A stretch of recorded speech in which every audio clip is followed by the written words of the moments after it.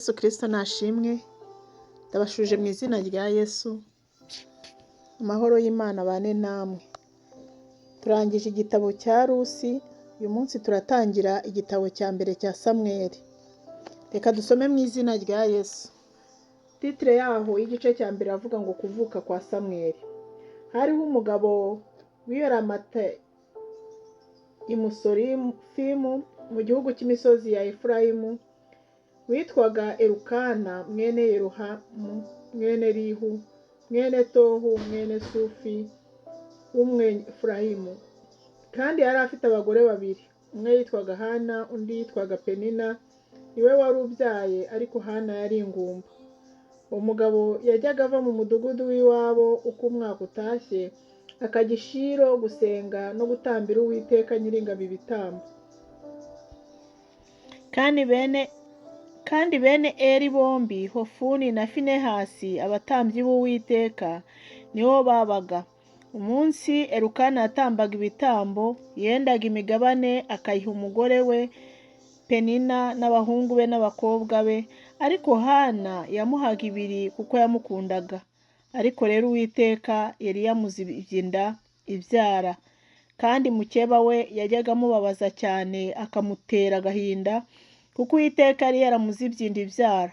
Uko niko umugabo we yagenzaga uko umwaka utashye, kandi iyo yajyaga mu nzu y'Uwiteka, mukeba we yamubabazaga atyo, nicyo cyamumurizaga akanga kurya. Maze umugabo we Elukana aramubaza ati, urarizwa n'iki Hana? Ni iki kikubuza kurya? Kandi ni iki kiguhagarika umutima? Mbese sinkurutira abana b'abahungu 10? Nuko bamaze kurya no kunywa, Hana ahaguruka aho bari i Shilo, kandi Eli umutambyi yari yicaye ku ntebe ye ku gikomanizo cy'umuryango w'urusengero rw'Uwiteka. Ariko Hana yasenganaga Uwiteka agahinda, arira cyane. Ahiga umuhigo aravuga ati, Nyagasani Nyiringabo, nureba umubabaro w'umuja wawe ukanyibuka, ntunyibagirwe, ukampa umwana w'umuhungu, nzamutura Uwiteka abe uwe iminsi yose yo kubaho kwe, kandi icyuma cyogosha ntikizamugera ku mutwe. Nuko akomeza gusenga atyo imbere y'Uwiteka. Eli yitegereza umunwa we, kandi muri uwo mwanya Hana yasabiraga mu mutima we, iminwa ye ikanyeganyega, ariko ijwi rye ntirihinguke. Nicyo cyatumye Eli yibwira ko yasinze. Nuko Eli aramubaza ati, uzagezaho isindwe ryawe? Mbese waretse vino yawe? Hana aramusubiza ati, ashwi databuja, ndi umugore ufite umutima ubabaye. Ntabwo nanyoye vino cyangwa igisindisha cyose, ahubwo nsutse imbere y'Uwiteka amaganya yo mu mutima wanjye. Ntukeke yuko umuja wawe ari umukobwa w'ikigoryi, kuko ibyo navuze kugeza ubu nabitewe n'amaganya kandi n'agashinyaguro bikabije. Maze Eli aramusubiza ati, genda amahoro, Imana ya Isiraheli iguha ibyo wayisabye. Hana aramusubiza ati, umuja wawe mbonera imbabazi imbere yawe. Nuko uwo mugore aragenda arafungura, mu maso he ntihongera kugaragaza umubabaro ukundi. Bukeye bazinduka kare mu gitondo, bajya imbere y'Uwiteka barasenga, barangije basubira iwabo, basohora mu rugo rwabo i Rama. Maze Elukana aryamana n'umugore we Hana, Uwiteka aramwibuka. Igihe gisohoye, Hana asama inda, bukeye abyara umwana w'umuhungu, amwita Samweli, ati kuko namusabye Uwiteka. Maze uwo mugabo Elukana n'abo mu rugo rwe bose barahaguruka, bajya gutambira Uwiteka igitambo cy'uwo mwaka no guhigura umuhigo. Ariko Hana ntiyajyayo, abwira umugabo we ati, sinzajyayo umwana ataracuka, ariko namara gucuka nzamujyana kumumurikira Uwiteka ngo agumeyo iminsi yose. Umugabo we Elukana aramubwira ati, kora icyo ushaka, ugume aha kugeza ubwo uzamucutsa, icyakora Uwiteka nakomeze ijambo rye. Nuko uwo mugore aguma aho yonsa umwana we kugeza aho yamucukirije. Amaze kumucutsa aramujyana, ajyana n'amapfizi 3 na efa imwe y'ifu n'imvumba y'uruhu irimo vino, amujyana i Shilo mu nzu y'Uwiteka. Kandi umwana yari akiri muto. nuko babikira imfizi bazanira Eli umwana.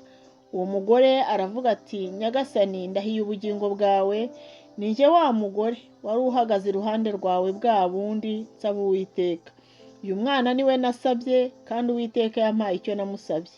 Nicyo gitumye mutura Uwiteka, azaba atuwe Uwiteka iminsi yose yo kubaho kwe. Nuko asengera Uwiteka aho ngaho. Igice cya kabiri. Ibyishimo bya Hana. Maze Hana arasenga ati, umutima wanjye wishimira Uwiteka, ihembe ryanjye rishyirwa hejuru n'Uwiteka, akanwa kanjye kagukiye mu banzi banjye, kuko nejejwe n'agakiza kawe. Nta wera nk'Uwiteka, kuko nta yindi mana itari wowe, kandi nta gitare kimeze nk'Imana yacu. Ntimukongere kuvuga iby'ubwibone bikabije bityo, ntimukaba abanyagasuzuguro mu byo muvuga, kuko Uwiteka ari Imana izi byose, kandi ariyo imenya urugero rw'ibyo abantu bakora. Imiheto y'intwari iravunitse, kandi abasitaye bakenyerana imbaraga. Abari abakungu baraca inshuro, kandi abari abashonje baradamaraye. Ndetse uwari ingumba yabyaye karindwi, kandi uwabyaye benshi aracebye. Uwiteka arica agakiza, ashyira ikuzimu kandi agakurayo. Uwiteka arakenesha agakenura, acisha bugufi agashyira hejuru. Akura abakene mu mukungugu, ashyira hejuru abatinda bakuye ku cyavu, kugira ngo bicarane n'ibikomangoma. Baragwa intebe y'icyubahiro, kuko inkingi z'isi ari iz'Uwiteka, kandi nizo yayishinzeho. Azarinda ibirenge by'abakiranutsi be, ariko abanyabyaha bazacemererwa mu mwijima. Kuko nta muntu uzaneshesha amaboko, abarwanya Uwiteka bazavunagurika. Abahindiraho ari mu ijuru, azabahindiraho ari mu ijuru. Uwiteka azacira abo ku mpera y'isi imanza, kandi umwami we azamuha imbaraga. Azashyira hejuru ihembe ry'uwo yasize amavuta. Nuko Elukana asubira mu rugo rw'i Rama, kandi uwo mwana akorera Uwiteka imbere y'umutambyi Eli. Ibyaha bya bene Eli b'abatambyi. Kandi bene Eli bari ibigoryi, ntibari bazi Uwiteka. Kandi abo batambyi uburyo bagenzaga ibitambo by'abantu bwari ubu. Umuntu wese iyo yatambaga igitambo, umugaragu w'Uwiteka yarazaga bagitetse inyama. Mumbabarire. Kandi abo batambyi uburyo bagenzaga ibitambo by'abantu bwari ubu. Umuntu wese yatambaga ibi gitambo, umugaragu w'umutambyi yarazaga bagitetse inyama, afite icyuma cyarura inyama cy'ingobe eshatu, akagitikura mu isafuriya cyangwa mu ibirika cyangwa mu nkono ivuga cyangwa mu nkono. Ikintu cyose icyo cyuma cyajaburaga nicyo umutambyi yendaga. Uko niko bagenzaga Abisiraheli bose babaga bagiye i Shilo. Ndetse batarotsa ibinure, umugaragu w'umutambyi yarazaga akabwira umuntu watambaga ati, mpa inyama zo kokereza umutambyi, kuko adashaka izitetse, ahubwo arashaka imbisi. Kandi iyo uwo muntu yamusubizaga ati, nibamara kotsa ibinure urabona kujyana ibyo umutima wawe ushaka, nawe yaramusubizaga ati, oya, urazimpa nonaha, kandi nuzinyima ndazijyana ku mbaraga. Nuko rero icyaha cy'abo basore kirakomera cyane imbere y'Uwiteka, kuko cyateye abantu kuzinuka igitambo cy'Uwiteka. Samweli akura. Nuko Samweli akorera Uwiteka akiri muto, yambaye efodi y'igitare.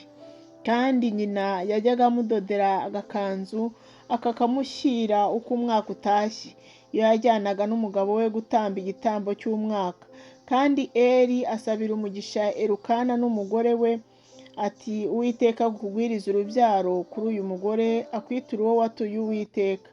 Nuko basubira iwabo, maze Uwiteka agendera Hana, yongera gusama inda, abyara abana b'abahungu 3 n'abakobwa 2. Uwo mwana Samweli akurira imbere y'Uwiteka. Eli acyaha abahungu be. Icyo gihe Eli ageze mu zabukuru, yumva ibyo abahungu be bakoreraga Abisiraheli bose, kandi nuko basambanaga n'abagore bakoraga mu muryango w'ihema ry'ibonaniro. Arababaza ati, ni iki gituma mukora bene ibyo? Kuko njya numva abantu bose bambwira ingeso zanyu mbi. reka bana banjye, ibyo numva bavuga si byiza, muracumuza ubwoko bw'Uwiteka. Umuntu nacumura ku wundi, Imana izamucira urubanza, ariko se umuntu nacumura ku Uwiteka, ninde uzamumwitwariraho? Ariko ntibumvira se, kuko Uwiteka yashakaga kubica. Maze uwo mwana Samweli arakura, atona imbere y'Uwiteka n'imbere y'abantu. Umuhanuzi ahanurira Eli igihano kizamubaho. Bukeye haza umuhanuzi w'Imana, asanga Eli, aramubwira ati, Uwiteka aravuze ngo, mbese siniyeretse umuryango wa so bakiri mu gihugu, bakiri muri Egiputa mu buretwa bw'inzu ya Farawo? Sinamutoranije mu miryango yose y'Abisirayeli nkamugira umutambyi wanjye, akajya ku gicaniro cyanjye koserezaho imibavu, akajya yambara efodi imbere yanjye. Kandi sinahaye umuryango wa so ibitambo byose by'Abisirayeli byokejwe mu muriro. None ni iki gituma mutera imigeri ibitambo n'amatungo nategetse kuntambirira mu nzu yanjye, ukubaha abahungu bawe kubandutisha, mukitungisha ibyiza byo mu bitambo byose by'ubwoko bwanjye bwa Isirayeli ngo muhonjoke? Nicyo gitumye Uwiteka Imana ya Isirayeli ivuga iti, ni ukuri nari navuze yuko ab'inzu yawe n'ab'inzu ya so bazajya bagendera imbere yanjye iteka ryose, ariko none Uwiteka aravuze ngo ntibikabeho, kuko abanyubaha ari bo nzubaha, ariko abansuzugura bazasuzugurwa. Umva ye, iminsi izaza nzakuvutsa amaboko, wowe n'urugo rwa so, he kugira uwo muri mwe uzagera mu zabukuru. Kandi mu byiza Imana izaha Abisirayeli byose, wowe uzabonera umubabaro mu nzu yanjye, nta n'umwe wo mu nzu yawe uzagera mu zabukuru iteka ryose. Kandi nihagira umuntu wawe uzasigara ntamukuye ku gicaniro cyanjye, azatuma usubiza amaso imutwe, akubabaze umutima. Ab'urubyaro rw'inzu yawe bose bazajya bapfa bakenyutse. Kandi kizagera ku bahungu bawe Hofuni na Finehasi kizakubera ikimenyetso, bombi bazapfira umunsi umwe. Nzaherako ntihagurukirize umutambyi wiringirwa uzakora nk'ibyo mu mutima wanjye n'ibyo nibwira, kandi nzamwubakira inzu ikomeye, azagendera mu maso y'uwo nimikishije amavuta iminsi yose. Nuko bizaba bitya, umuntu wese wo mu nzu yawe uzaba acitse ku icumu azaza amupfukamira amusaba agafeza n'agatore k'umutsima, amubwira ati, ndakwinginze umpe umurimo umwe w'ubutambyi, kugira ngo mbone agatsima ko kurya. Imana rero ibagirire neza, kandi Imana ikomeze kubana natwe twese. Tuzakomeza ejo dusoma igice cya 3.